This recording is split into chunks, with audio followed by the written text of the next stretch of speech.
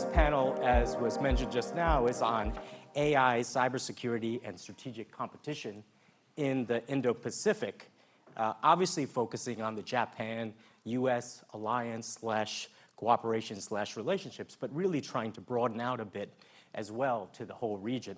Let me start by saying we're entering a phase which we've been talking about all day, and certainly the fireside chat reinforces, where AI and cyber capabilities are no longer supporting elements of national power.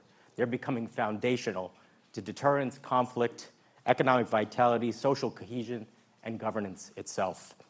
As cybersecurity and AI become a core pillar of economic resilience, national security, and public trust, our session today will explore how technological acceleration, particularly in the areas of AI and cyber and their interaction, and geopolitical fragmentation are reshaping risks and rewards, and what leaders should prioritize next. In the Indo-Pacific, this shift is unfolding again, as we heard again in the fireside chat, intensifying strategic competition between the heretofore U.S.-Japan alliance alongside other, like Australia and others, South Korea, and an increasingly coordinated China, Russia, North Korea, Iran axis. The challenge, though, is not just technological. It's institutional, legal, strategic, and above all, geopolitical. Who has the authority to act in cyberspace? What are the rules of engagement? How do we define not just networks, but societies against cognitive and information warfare? And how do we balance the risk management side, national security, protecting our societies, with the opportunity that AI and cyber present to economies in terms of diversification, growth, and transformation? So we're going to focus on 5, at least, we think, more or less, core tensions, which have been touched on in various different ways across the day. The first is, when does defense become offense in cyberspace? And this was something that was discussed just now in the fireside chat. Governance gaps. AI capabilities are advancing faster than doctrine and rules of engagement and the broader governance systems around them. Supply chain vulnerability. Semiconductors and defense systems, data centers, cloud infrastructure as systemic risk points. Cognitive warfare, influence operations targeting public trust and decision-making. And alliance asymmetry. Again, thinking through this very complex region that is, one would argue, as important as any region to the history of and the future of the world in today's global order. We have an incredible set of panelists, and I will try to stay out of their way so they can share their wisdom with you. First, we have Andrew Grotto, who directs Stanford's program on geopolitics, technology, and governance, and previously served in the White House on cybersecurity and technology policy. He sits in the intersection of national security decision-making, emerging technology governance, and alliance coordination. Perfect for this panel. And he has a lot to offer us in this conversation. Mihoko Matsubara is Chief Cybersecurity Strategist at NTT and one of the leading voices globally on cyber threat intelligence and Indo-Pacific cyber capacity building. She brings deep expertise on state-sponsored cyber threats, regional cooperation dynamics, and the practical realities of building cyber resilience across diverse national systems. Welcome. It's great to have you. And Michael Sulmeyer is professor of practice at Georgetown School of Foreign Service with extensive experience in U.S. national security and defense policy. His work focuses on military cyber operations, institutional authorities, and structural challenges that shape how the U.S. government and its allies actually operate in contested cyber environments. I'm going to start off with you, Andy. I'm going to ask a series of questions to each of you, and I'm hoping you can really be punchy and let's really get the conversation going. Don't be limited to my opening question, but I hope these are the ones we discussed amongst ourselves. So, Andy, Japan's move to active cyber defense is a major shift. This is something that Miho obviously can also speak about, as well as Michael. But from your perspective, what are the most critical unresolved questions about how ACD will actually function in practice, especially in alliance settings? Well, there's a lot to say about it, and I will confess that I think these are still open questions for Japan as well, and I'm looking forward to hearing Miho's perspective as well. Before I proceed to answer, I just want to give a shout out to Keo and to Absolutely. Kenny and the rest of the APARC team for a terrific conference. A big round of applause to our... It's been wonderful. And it's a privilege for me to be here with you and this distinguished group of people. So, as a thinker about American policy, that's kind of the lens that I look at this law through. And particular interest for me is whether and how the law will position Japan to undertake joint operations with the United States and like-minded allies.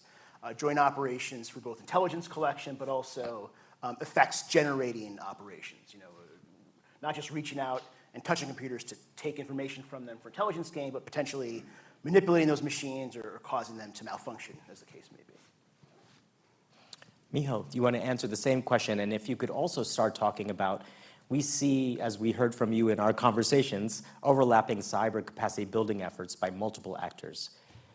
When is duplication becoming a liability? What would be possible with a more coordinated approach to cyber capacity building? Sure. Japan has been really active to provide capacity building support for ASEAN countries. And the previous sessions with General McMaster and also Okano-san touched upon a little bit about ASEAN countries. And I'm so proud to see that Japan is part of it to help the important market, but also the important allies for us to help the cyber defense capabilities. But and I also would like to piggyback on what just Andy said. So Japan has introduced the active cyber defense registration last year. And we tend to focus more on the offensive aspects of the active cyber defense registration in Japan rather than more robust cyber defense capabilities. But I believe that it's not two sides of the same coin, because if you do not have more resilience and a better defensive capabilities, having offensive capabilities do not necessarily work. And also joint operations, which Andy talked about eloquently a few minutes ago, requires pre-coordination and a better intelligence sharing, not just limited to cybersecurity, because our adversary is not necessarily have to constrain themselves only to go offensive by cyber means. They can take surprises. They can combine different sources. So Japan has to develop better intelligence capabilities, not only just in the cyber realm, but in a different multi-domain capabilities. And that requires pre-coordinations, but also Japan needs to double down many different types of capabilities. Thank you so much, Miho. Michael, I want to come over to you and ask you the same question, but then I'm going to do a follow-up on things we were talking about online before we came together here. Michael, welcome. Sure thing. Well, it's great to be back at Stanford. Great to be here in Sina Hall and the Freeman Spogli Institute, which in large part really is the house that Chip Blacker built. And so it's great that Chip is here with us again. Let's give it a You're here. And thanks to APARC for the invitation, especially as someone who was a kind of lifelong CSAC guy. So it's great to finally be branching out to another floor in Sina Hall. What I would just say on a lot of this is that the phrase that General McMaster used around unity of effort is, to me, very, very compelling in terms of an approach for the military that we're very familiar with, right, in terms of massing force across services, across functions, across countries. But I think now needs to be looked at and applied as a framework for civilian and non-military activities based on particular priorities and based on particular shared goals. That doesn't mean that you always have the same partnerships for every single problem, but it does mean trying to be clear-eyed about what goals you do share, what priorities you do share, and realizing that even though the United States has all this power, it actually cannot go at it alone to deal with the hardest challenges coming at the United States, our allies and partners, and the West, especially the issues on this panel, AI and cyberspace, because the supply chains are so interconnected. It's not an option. It's fascinating to me to hear people think about it as a either or. It's not. It's just a question of what the arrangement, the framework, the partnerships are going to look like. And so to me, the concept of unity of effort resonates as someone who was finally escaped from the Defense Department a year and a half ago. The other thing we heard a lot about today is the speed and change of technology. And I just want to acknowledge that I have really resisted that line of reasoning. When I was a speechwriter years ago for a 4-star general, when there would be someone else who would propose that we anchor comments around just how fast technology is changing, I would be the one to generally strike that out because I thought it was pretty ahistoric. I thought that in previous eras, it must have felt to the people at that time that technology was moving very fast and beyond their comprehension. So I thought it was strange that we would somehow proclaim that, well, in 2022, no technology has ever moved fast. It felt very weird. And then I think April 7 hit of this year. And April 7, for those following the artificial intelligence world, is the day that Anthropic announced their Mythos preview and the fact that they had created this new general purpose model that was so good at cybersecurity issues in particular that they were going to withhold it from general use. I've never seen in the 40-year history of cybersecurity or thinking about networks or anything like that. There is cybersecurity before April 7, and there is cybersecurity after April 7. I want to be that stark and that clear about it for you. And because I think it really does require a new way of thinking about the responsibility and role that the labs have, the research labs, the frontier AI labs, and what the role of government is going to be when really for the first time it's not government with the monopoly of that power. And before April 7, you largely always felt there was that level of dominance and mastery from the government side. After April 7, you see first Anthropic, now OpenAI with a new class of models that's able to find vulnerabilities that can be exploited in ways that are faster and that we've never seen humans do after decades and decades of research. So for the purpose of this particular panel, I'm okay saying that, wow, the speed of technology and how fast it's going really is, I'll accept that one into a speech. It was quite a day, April 7th. Miho, maybe I could come back to you on when that April 7th day happened and the announcement was made and subsequent announcements by OpenAI. How was that received in Japan? Hana-san sort of intimated this, but maybe you could dig a little bit deeper, deeper into that. How was it, accepted in Japan? What were people talking about? And to the extent, given your work in the region, beyond Japan in the region? Sure. So as Michael just said, it was like a huge shock. So the world divided between the post and also pre-April 7. And people, I get a lot of questions from critical infrastructure companies because they are so much worried about what is the consequences and the connotations of the Anthropic Mythos code can bring to discover new vulnerabilities in critical infrastructure networks in Japan, also beyond. Yes.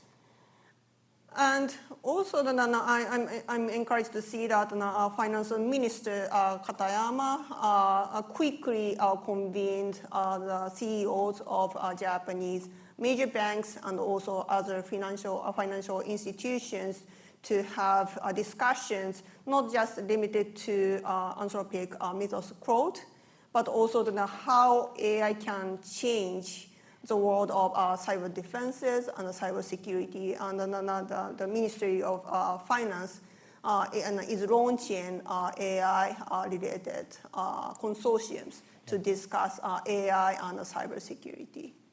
Thank you so much. But if may I add one more thing, that so people were worried about Anthropic and also similar capabilities that other cyber AI companies can bring into cyber defenses to disrupt our cyber defense capabilities. But at the same time, I think that Japan is among the other countries that are worried about, because we are not part of the Anthropic grasswing to be part of how the AI can help or not help in the cyber defenses.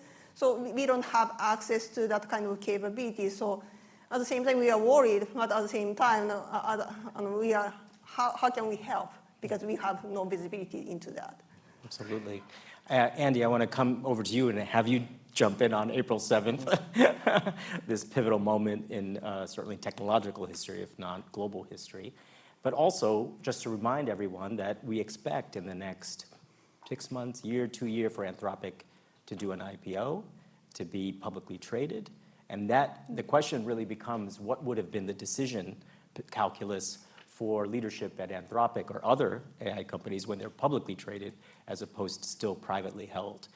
That is a very important counterfactual for us to think about going forward. But beyond that, Andy, would welcome your thoughts about April 7th, before and after.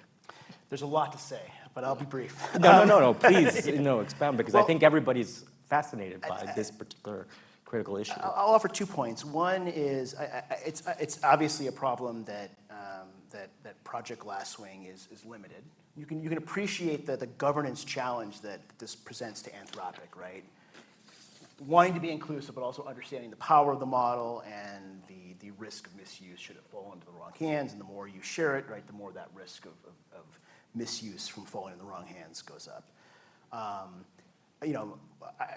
You talk to many folks from governments around the world, and a common complaint I hear is we can't get access. So Japan's not alone, right? I mean plenty of other countries are in the same boat, and I can't speak for Anthropic. I don't have a relationship with Anthropic. I have a lot of respect for Anthropic and how it's handled this, under these difficult circumstances. But I'm told by my interlocutors in foreign governments that the answer they get is talk to the U.S. government, right? And the U.S. government hasn't quite figured out how to build that bridge between Mythos, Anthropic, and foreign governments who have and their firms who have this concern.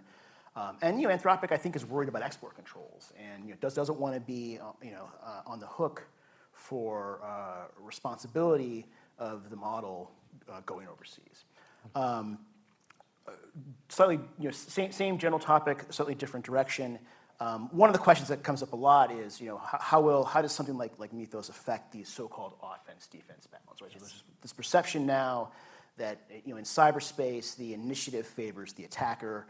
A lot of reasons for that. I think it's true. A lot of reasons for that, not least of which is the fact that software is not built very secure to begin with, and it's hard for many organizations to keep up with the security maintenance cycle, and so it's not like hackers are exploiting zero-day, previously unknown vulnerabilities. Oftentimes, they're exploiting known vulnerabilities. Well, what Mythos does is, if you think about the use of a tool like that as a technology adoption problem for attackers and defenders, we know from history that technology adoption often follows a J-curve, right? And in terms of its distribution.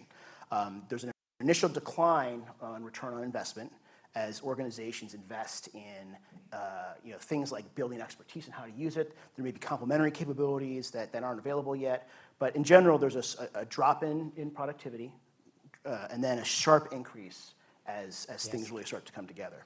And I think the J-curve for AI really favors attackers, unfortunately, because I think attackers will be able to realize returns on investment for investing and learning how to use that capability quicker than defenders can. That's the bad news. The good news, and these are both hypotheses, by the way.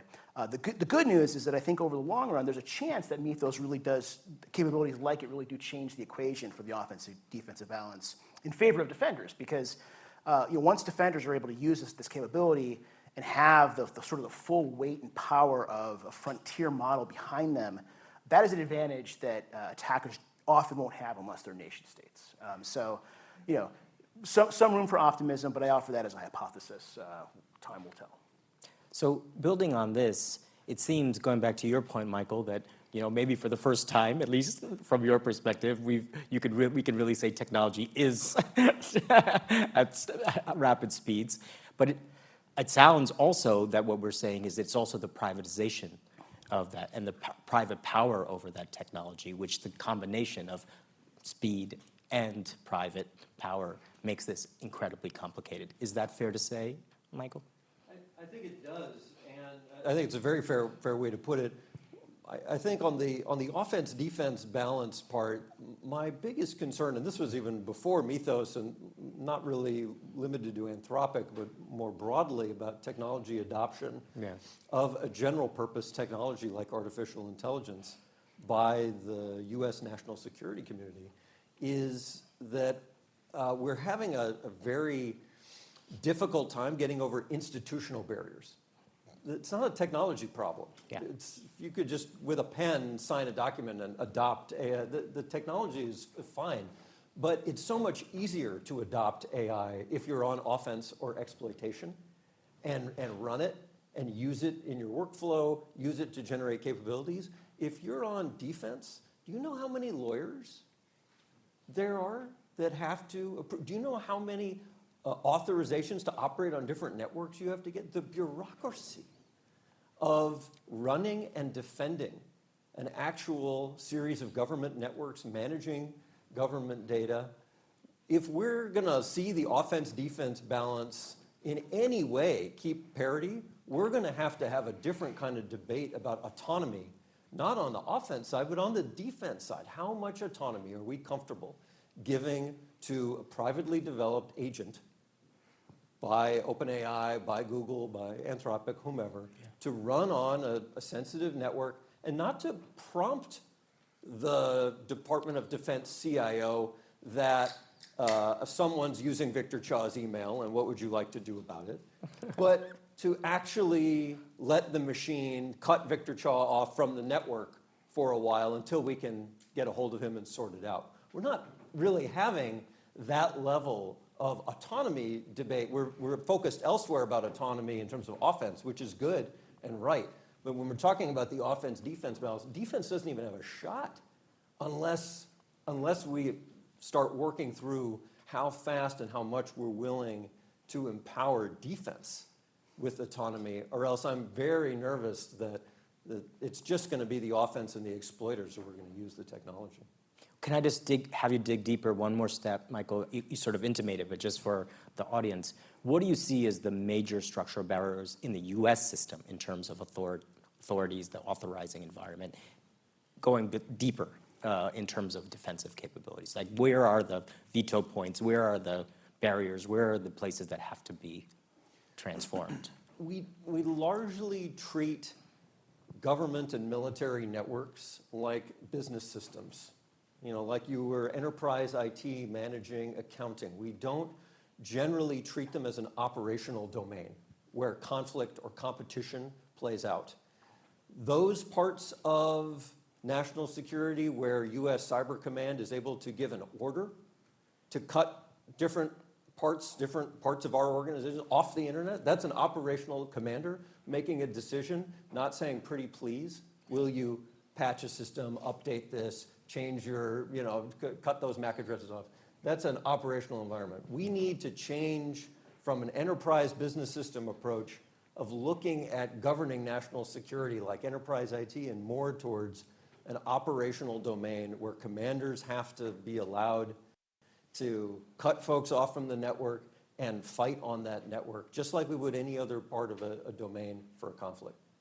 So, Miho, if you listen to Michael's diagnosis of the U.S. system, how similar and different is the Japanese system in terms of the barriers, the structural constraints, the sort of bottlenecks to have this balance between offense and defense? So I think that other companies and also other countries, including China, are only a few months after the Anthropic Claude, Mythos Claude. So I think that the Japanese government's concerns over similar capabilities that Anthropic can offer is similar to what the U.S. government has, other than that we do not have the access to Anthropic yet. But I'd like to share my perspective as somebody who works at a critical infrastructure company. So critical infrastructure companies are worried about a couple of issues. So the one is that, okay, we do not know much about how much false positive Anthropic or other similar capabilities can offer. So we will see a lot of programs in our networks, lots of vulnerabilities. But how they're critical, because we have no way to assess, because there's a huge black box in there. Another one is that, okay, we do not, so critical infrastructure companies have to rely on software and hardware companies to come up with patches. But critical infrastructure companies have to make sure that we have to test first to make sure that we will provide our services 24/7. So we are always so slow to adapt patches. But we will see avalanches of vulnerabilities and maybe avalanches, smaller scale avalanches of patches to come into our system. So how can we come up with it? Because we do not have, we will see depleted cyber defense capabilities. And the last one, not least, is that we have to be very, especially critical infrastructure companies are very careful about not to put too much burden on our network, because our first priority is to keep providing our services. But our adversary doesn't care. They will do more probing and testing using Anthropic or similar capabilities to test and trying to discover new vulnerabilities on our networks. So we have to make sure that our networks have enough bandwidth to stand that kind of more probing in the future, probably in the near future. Yeah.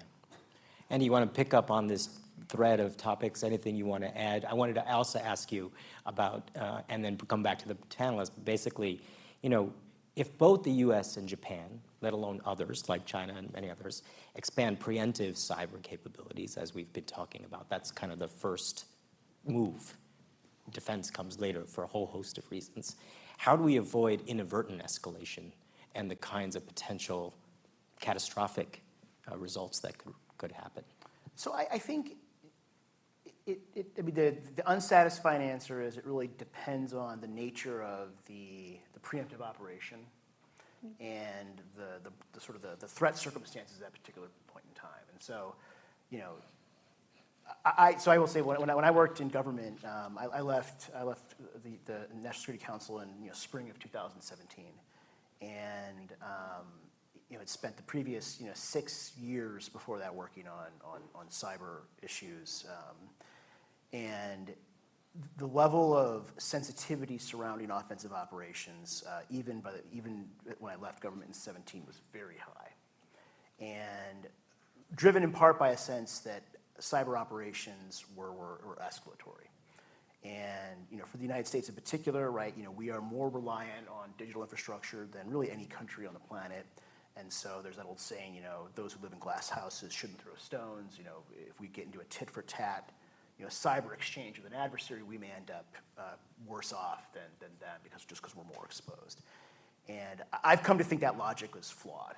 I actually think that, and I think experience has borne this out, cyber operations are not nearly, and this is for better or worse, cyber operations are not nearly as escalatory as many of us thought they were 10 years ago. Yeah. And so, if you go back in time and ask, the 2015 version of me, sitting on the NSC, thinking about, offensive cyber operations doctrine, thinking about critical infrastructure resilience, I would have a much more conservative answer than I do now, because I think that we can frankly get away with a lot more in cyberspace than I thought we could. So I agree with the direction that the Department of Defense under the first Trump administration took.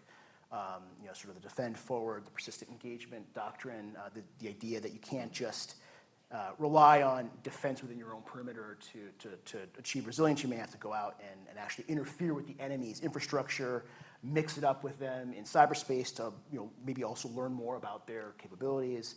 The Biden administration carried that, didn't rescind that doctrine, I think for good reason. And but I would love to hear what my fellow panelists think about this. Well, let's do that. Yeah. Miho or Michael, you want to jump in on Andy's points? Oh, sure.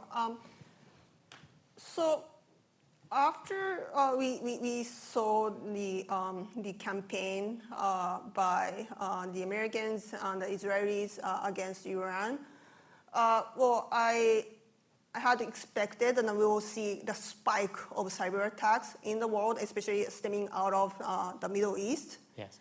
And that's something that we have been seeing in the world, and we see more cyber attacks in the world. But what I hadn't really expected is that Iran launched drone attacks to take down Oracle and AWS data centers in Bahrain and UAE. And I sort of, it's really intriguing because that's something I had not really ever imagined. But there are other countries other than Japan and the United States are observing that, oh, this is a way we can do it. Yes. And also because in the era of AI and cyber, taking down the data centers had a huge impact on our economy and on industry activities and also national defense. And then immediately after, the drones, Iranian drones took down the data centers of AWS in the Middle East, and they had disruptions to industry activities in the Middle East. So I think that the cyber attack and a cyber adversary doesn't have to constrain themselves only to just doing the obvious tit for tat in the cyber realm. They can also go to, okay, how we can do a more effective takedown of digital infrastructure, because the United States and Japan are so much reliant on the digital infrastructure. Yeah. Michael, I want to come to you and have you jump into this conversation to the extent that you want, but I want to add one more layer on this. You spoke about authorities within the system, but obviously the U.S. and Japan, at least for the time being, are electoral democracies. They have publics that are increasing, in addition to the speed, which we can discuss, the privatization. There is the distance between those who have knowledge of what AI and cyber is and how fast it's changing and all the different complexities, and those who feel incredibly left behind and fearful and anxious and distrustful of all of this. And so I just want to layer that in. How do we engage our publics, our citizens, given the speed of the change, the privatization, obviously the geopolitical competition this all engenders? Well, it's a fantastic question that I will have to think about for a second. So I'm going to. It's okay. So I'm going to do the escalation part first, which is really that in 2017, I think the observation was that by not fighting back in cyberspace, that was itself escalatory. Yeah. That the other side was going ahead and saw that we weren't doing anything about it, so they kept coming. And so thinking that if we alt-control-deleted someone else's computer and were caught doing it would be escalatory, and so we didn't do anything. Not doing anything actually made the problem worse. What was needed, it turned out, was a legislative fix. Yeah. It wasn't just a question of mindset, but we needed a law passed to modify, no kidding, one sentence of a piece of legislation from 1991, I think. That was the holdup. Once we got that done, and then the Trump administration's Trump 1 new strategy, then we were able to unlock a lot more freedom of maneuver to be more proactive in cyberspace. But that was before April 7th. And so I'm totally with Andy on this, that those escalation concerns of being able to punch back and that would somehow trigger inadvertent escalation to World War III was grossly overrated.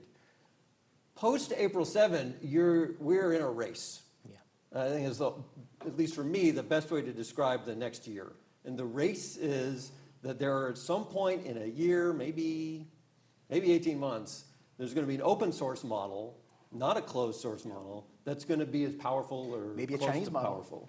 Huh? Maybe a Chinese model. Yeah, exactly. That can do the kinds of work on code that Mythos and GPT-5 can do. And so we've got to use this time strategically to get ready and improve defenses, not just by code mitigation, but there's a wide variety of things you can do for defense in depth. That can't just be at the highest end places like NSA and Cybercom at Fort Meade. That's got to be at National Guard places. That's got to be at local critical infrastructure facilities like water filtration and other types of places. Ports, bridges, all right, everything, all over. K through 12 schools. I mean, I now have a 2-year-old daughter, and I think a lot about K through 12 school districts and how vulnerable they are to extortion and ransomware. We are entering into a period here when once these types of models become generally available, we are likely to see a greater period of instability. The biggest states, Russia, China, may not use those tools for disruption and destruction. They may want to use them for intelligence and reconnaissance, which means that they may be used, but we may not see them. It's the Irans and North Koreas and the criminals of the world that may want to use them for disruption and destruction as a way to level up.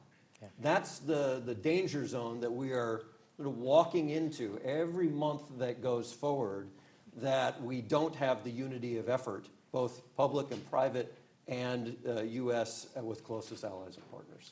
And I'll add, I think there's a big affordability problem here.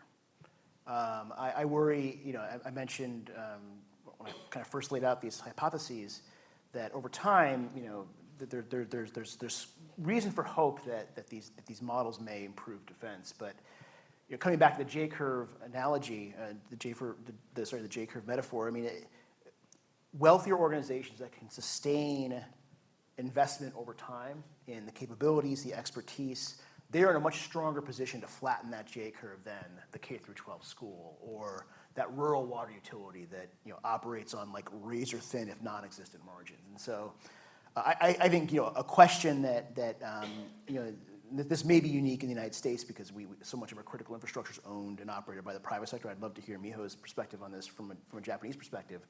But who pays for it's a big question, and we ought to ask ourselves: is it reasonable to expect a rural water utility to foot the bill for defending against a Mythos-like attack?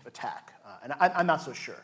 I'm not yet prepared to say, and therefore the government should finance the whole thing. But I'll be honest, I'm getting close to that point. I've been watching this critical infrastructure problem now for 12 years, and it hasn't gotten better, right? And so that ought to tell us something. Well, building on Andy's comment, Miho, what about in Japan in terms of public versus private or public and private interaction around this? What's the comparative perspective from Japan? So in Japan, over 99% of companies are small and medium-sized companies, and just like in the United States, small and medium-sized companies have never had and will never have capabilities to have sufficient cyber defense capabilities. So, but it doesn't mean that Japan has nothing. Japan has done nothing about it. Also, there are a couple of ways that the Japanese government and also local municipalities have addressed this challenge. So the Japanese government, especially Ministry of Economy and Trade and the Industry, have created cyber rescue units in different parts of Japan to partner with local Japanese trade associations, insurance companies, IT and cybersecurity companies to provide affordable cybersecurity service package to detect and also do an incident response to cyber attacks against small and medium-sized companies. And also some of Japanese local governments, including Tokyo metropolitan government, started to subsidize cybersecurity budget for small and medium-sized companies. But first of all, the step to take from the beginning is to raise cybersecurity awareness amongst the head of small and medium-sized companies. And Japan has a great content culture, pop culture, manga. Yes. Everybody loves Japanese manga. So the Japanese Tokyo metropolitan government started to put out free brochures and also website contents to put like a typical cyber attack cases against small and medium-sized companies. So what kind of first indicators you would see in your network or your computer screen, and what kind of cybersecurity measures you can affordably take. And because it's visualized, so it's easy to understand, yes. and also what kind of steps to take. Yeah, I will say, Kaio knows, I launched a bank, co-founded a bank here in Silicon Valley, the first new bank since 2009 called Altos Bank. And it's surprising that I'm the only board member of this bank that talks about cyber like every single board meeting. Yeah.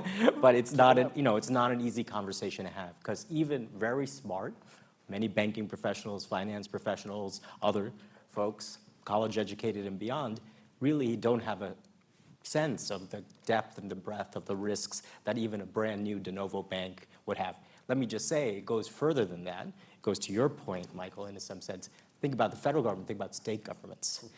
So DPIC, which is the regulator for banks here in California, the regulators, please don't tell them I told you, really don't know what we should be doing in terms of cyber. So there are many parts of the system that are not prepared, that don't have the capacity, knowledge, capabilities.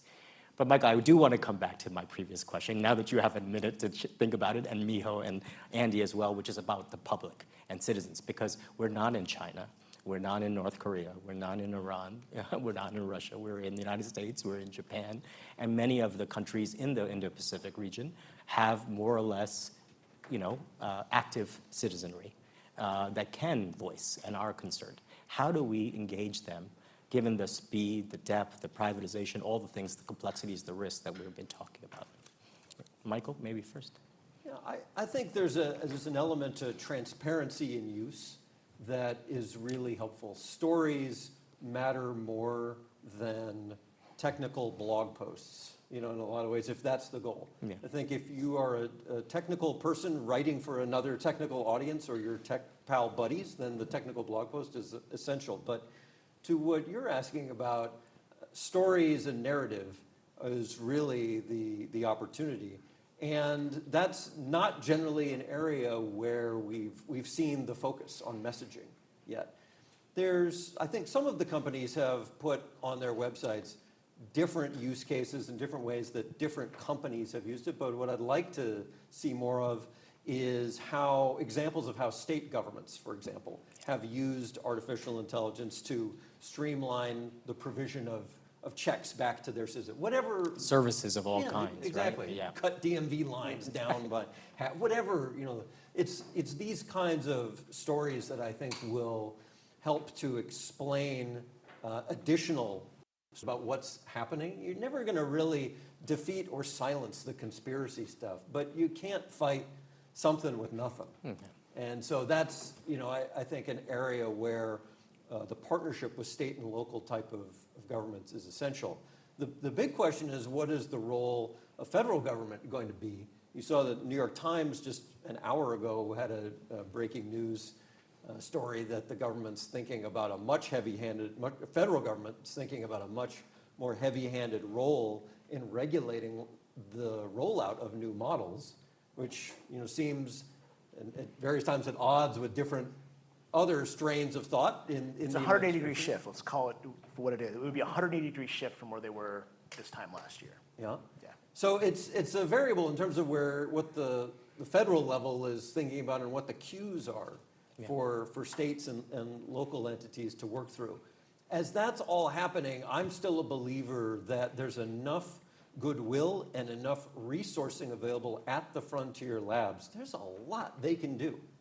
Together with the vendors of critical infrastructure systems. That is, to Andy's point, the local Los Altos Hills water distribution facility has no money to spend on cybersecurity. Well, Los Altos Hills probably has money. Okay, they have a little more. But Maybe they some don't others. have, to get back to our word we mentioned earlier, they don't have the authority to interrogate the software that they purchased from a vendor in Sweden or whatever that's actually running the pumps and the valves at their site. That's owned by other companies in their supply chain. So the opportunity for the labs to work with those vendors, that's not the kind of scale that's so overwhelming like trying to work with every single water provider across the world.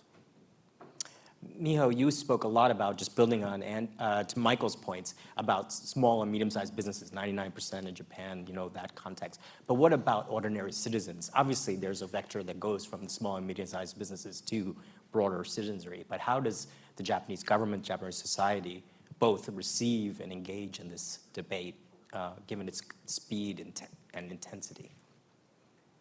So I think that the stories, as Michael just described, is really important because people are only resonated and also empowered by stories relatable to themselves. And so in the United States, New York Times and other media outlets often report about cyber attacks against big companies and large critical infrastructure companies. And people would say, of course, because they are big.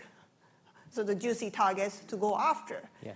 But small and medium-sized companies and also individuals who say, we are just small. Yeah, we are too small to be targeted. So I think it's important to select relatable stories to empower them that are relatable to themselves, like from the specific sector or from specific countries, to make sure that they understand that, this is our problem, not their problem. And this is not only just a scare story. This is something that you can also offer solutions at an affordable price to take the actions. Yeah. Andy, can I come back to something that you and Michael were interacting with, also with Miho, which is transnational criminal groups, and you jumped in open source. Are we underinvesting, under-focused on non-state actors getting access to these kinds of capabilities and really being equally, if not more, potentially a challenge and risk for our systems? I mean, the vast majority of cyber threats involve criminals attacking they're trying to make money. They're not trying to achieve some national security gain. I don't want to downplay the enormous risk that espionage and state-based operations, play, but for your average business, it's the ransomware attack in particular that looms large, both as a risk, but also as a people deal with risk in a couple different ways. One way is you assume, that's such a huge deal, but I'm glad the experts are on top of it, right? That's one way of deflecting. The other way is to just stick your head in the sand, and I think, to Miho's point, a lot of organizations, especially that don't feel empowered, don't know what to do, they don't feel empowered to act, they don't know what to do, tend to just kind of stick their head in the sand. And if we want small, medium-sized businesses to improve their cyber posture, I think we need to be more directive, not necessarily regulatory, but more directive, and say things like, and this is happening. This has happened CISA has put out, the U.S. Cyber and Infrastructure Security Agency has done this. FBI has put out guidance along these lines. The Japanese government as well. Do the cyber basics, right? Set your software to update automatically. Use multi-factor authentication. Maybe use a password manager. Do other things like that, and there's that old saying, if you're hiking in the woods with your friends and a bear attacks, you don't need to outrun the bear, right? You got to outrun your friends. Right? And so you can if you can make yourself a little harder to get into, you can achieve more resilience for yourself, and hopefully in the process of at a macro level you raise the overall floor of security. But those are the kinds of measures that I think are likely to be most effective for small to medium-sized businesses. I was actually coming to you, Michael, so please jump right in. The challenge with this, Andy, right, is that I'm totally with you. You got to have the basics, and if you actually got the basics right, that would take care of 80% of the problem. But when you don't have a law that says your password can't be password, and when we don't, and when you can't really get regulation passed through Administrative Procedures Act, we've tried. What do you have? Insurance is your next sort of line in your public policy toolkit that scales. And so, this is an area now that I've never thought I'd say excited and insurance in the same sentence, but the opportunity to actually use the insurance world to get at the upstream providers of small businesses and those who would, on their own, there's no reason they would concern themselves with these kinds of things, to set secure defaults.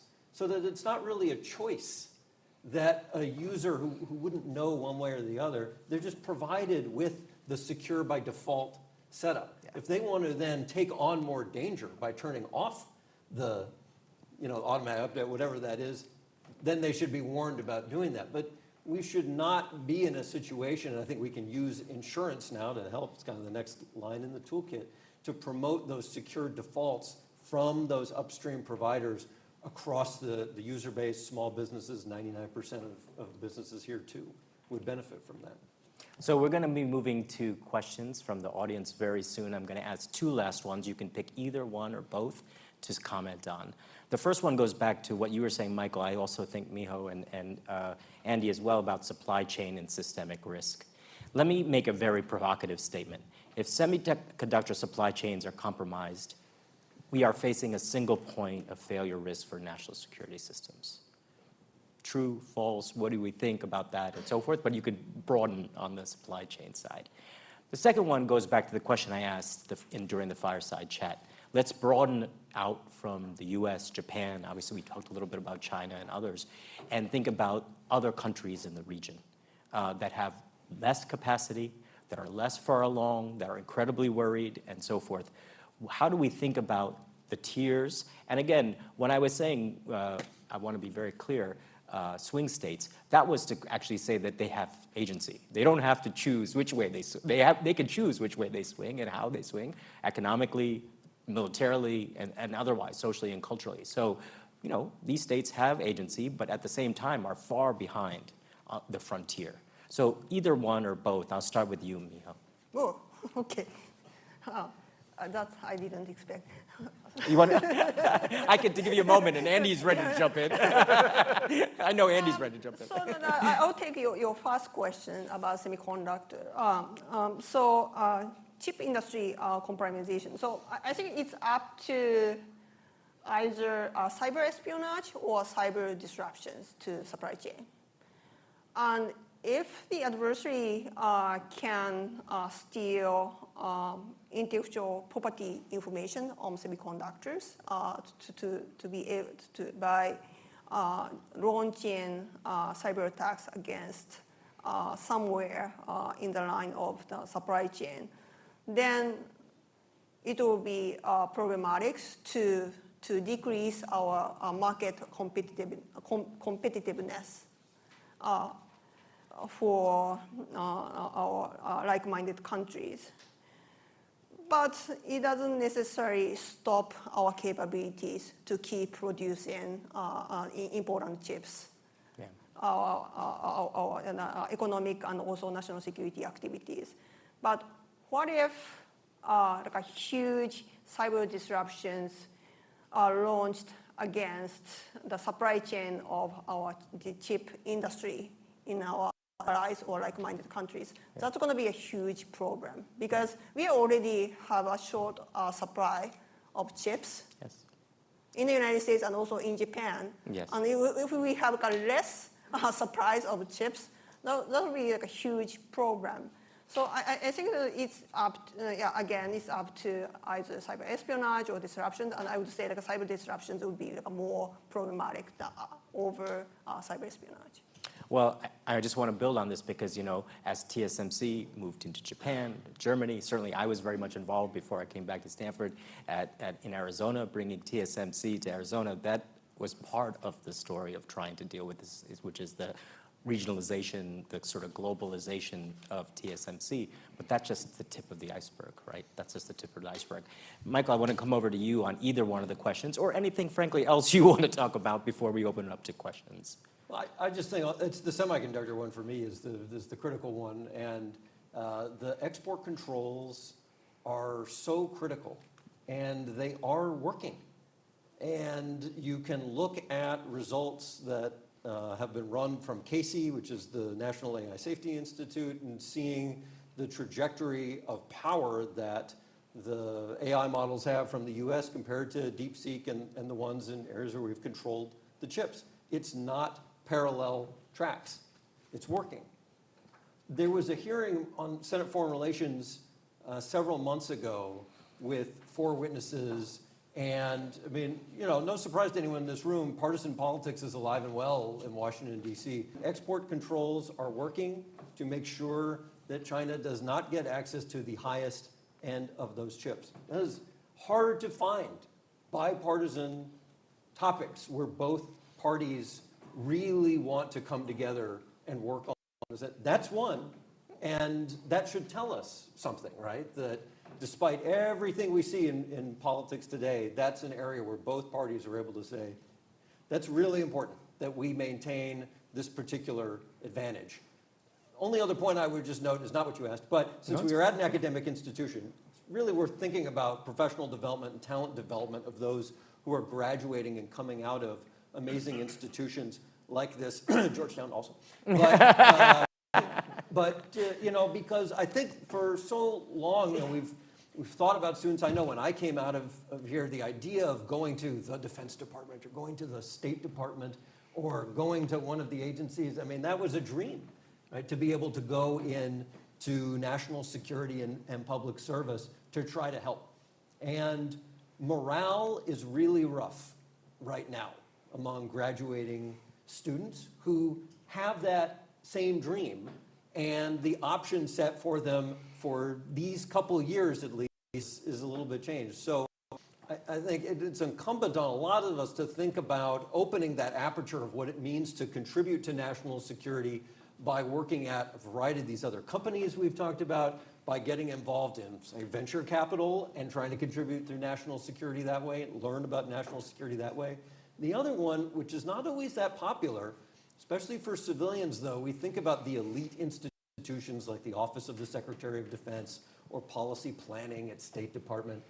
I got so much out of 2.5 years on the Army staff, the Army. And I'm not just saying this because there was a service chief sitting in the room who's not in the room right now, but there's a lot more to our national security organizations than just that sort of perceived elite think tank-like set of entities that make foreign policy. The experience to be built across these organizations is significant, and our next generation needs to have that to be able to take over when at some point there will be a change of administration and to deal with what comes next. That's a great point, Michael. Thank you so much. Andy, one last set of comments from you on either the 2 questions or anything else, and then we're going to open it up. And please, everybody, be ready with your great questions. Well, I really appreciate what Miho and Mike put on the table. Maybe I'll just briefly talk about the swing states yes, please. Question. So why should the U.S. care about whether it's U.S. and allied AI exports that come to characterize the global marketplace versus China's? Well, I would say export revenue, of course. That revenue can also help power R&D cycles, which helps keep American companies innovative. There's the exchange of ideas and talent that comes with that market access. Part of what makes Silicon Valley really tick is the fact that we have people from all over the world who want to come here, build a life here, and contribute to the U.S. economy and in many cases U.S. national security. Then there's the values piece too, right? Technology is often exported with values embedded in it, and I think for me at least, and I would suspect most of you in the room, we would prefer those values to be embedded with sort of liberal democratic values than to have Chinese Communist Party characteristics instead. how do we do that? I think the challenge is that China is the main competitor for this market, and China is extraordinarily adept and innovative in AI. Our U.S. models, by some measures, they've caught up. Other measures that I find a little more persuasive, 3 to 6 months lead maybe. But China has real strengths in areas like embodied AI, in the networking equipment that you need to sort of move data and algorithms, the results of algorithms around. And so China in many cases is able to offer good enough AI, right? And at a price point that is really, really hard for Western allied companies to meet. So we've got to figure out, if we want to be competitive with China, what is the sum of the value proposition that American companies, allied companies can offer to these countries around the world. And I think a lot of it comes back to sovereignty. AI sovereignty is a hot topic these days in markets around the world. And I think we need to do a much better job promoting the notion that buying American, buying allied is more likely to support your national development goals. If you're a developing country, it's more likely to support your AI sovereignty goals if you're a middle power or developing country, because all countries care about sovereignty, than align with the Chinese Communist Party. Thank you so much. Questions, please come up. And if you can introduce yourself very quickly, and then, as we say, ask a question, not make a statement. Sure. My name is Lee DeWars. I was previously enlisted in the Navy and helped stand up one of the first CMTs. So one of my questions directed towards Andrew and Michael is regarding the development of cybercom into a potential Space Force-like startup branch, effectively. It seemed like we were on that path under McCain's kind of tutorship, and it's currently holding as a co-com. So I'm kind of curious what your opinions are about that. And for Matsubara-san, the GATI and its role in cybersecurity, and if it is something that it currently has any impact towards the Japanese industry, and would you welcome it if they wanted to increase that presence? Thank you for those great questions. So start with Michael, maybe, and then come to Andy, and then we'll go to you, Miho. Sure, I'll just say it's a timely question because the 2 independent commissions that are looking at this are wrapping up their work. The CSIS commission should be done in another month or 2, and then the National Academies has their study that should be done, and I think in another several months as well, later this summer, to this question about should we have another military service this time for cyber issues. I would just say, it all depends on the question you want to ask of what are we trying to solve. And if we're trying to solve a force generation problem about how to actually build mastery in a group of cyber operators and exploitation analysts and these kinds of work roles, that leads you down a certain path of looking either more like special operations command, so there's no rule that says you can't have force generation at a COCOM, or something like a service or an agency or a field activity.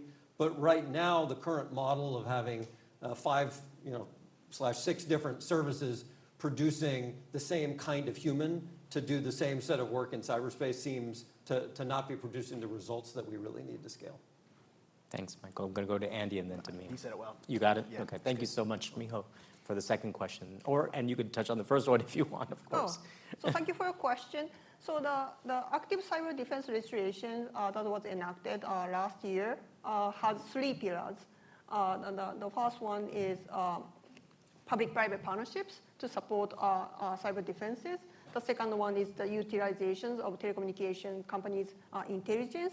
The last one is the neutralization of cyber attacks before they take place.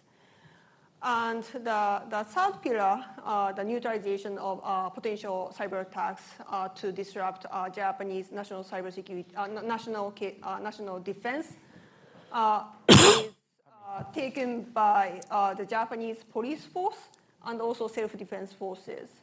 And the Japanese government is accelerating its efforts to expedite the active cyber defense capabilities. And actually, starting in October, Japanese government will operationalize the capabilities for the third pillar.